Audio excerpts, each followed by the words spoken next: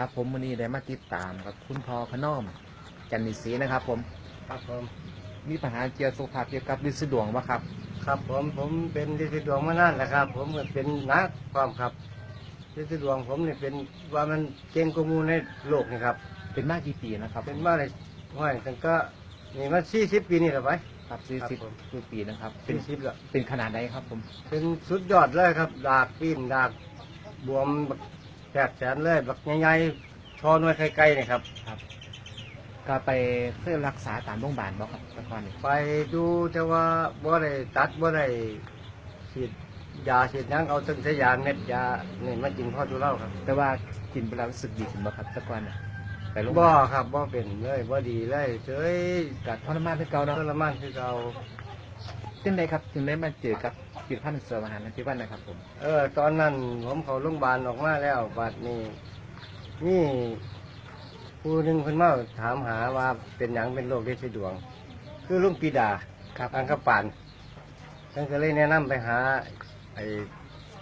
ไอ้นี่แหละครับเสริมอาหารที่บ้านนะครับ เสริมอาหารสมุนไพรแฮปปี้เวกวันแฮปปี้ที่ทู่นี่นะครับครับบริษัทแฮปปี้ได้ปีห ครั น้า บผม ครับผมครับหลังจากกินเฮดวันทานไปกี่เดือนครับถึงหูว่าอาการดีขึ้นครับ คือตอนกินแรกๆเลือดออกเลือดยุดออกครับเลือดหายไปเลยแต่ว่าก็กินไปเรื่อยๆกันเบาไปเรื่อยอยู่ครับเบาไปบางไปไม่แห้งไป ปัจจุบันเลย โต ครับเอาอย่างครับปัจจุบันนี่แหละครับผม คนปัจจุบันนี่ดีขึ้นแล้วครับใกล้ อาการ ใกล้จะหายแล้วหัวรีบลงแล้วครับ อาการปัจจุบันที่ว่าเลือดไหลกว่าบะหมี่บ่ปัจจุ เลื บั อดไหลก็เป็นบางที่ที่เขากินผิดกินหนังมันก็ออกครับ ครับ มั เป็นของ มี แสลงนะครับผมเนาะ ของแสลง ขอฝากนะครับฝากสักนิดนึงสำหรับผู้ที่ติดตามวิดีโอนะครับผมติดฝากบอก พี่น้อง นะครับ ผู้ที่ ครับผมถ้าผู้ใดสนใจเป็นคือผมนี่ให้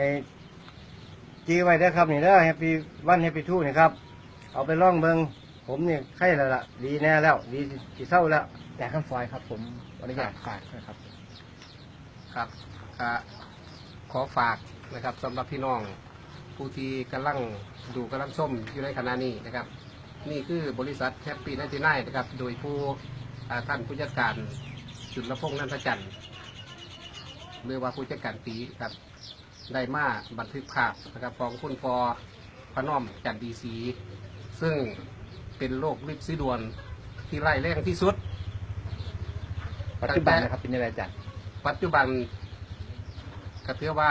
ดีขึ้นน้ำ เข้าสู่สภาวะเกือบปกตินะครับ ครับผม ครับดีขึ้น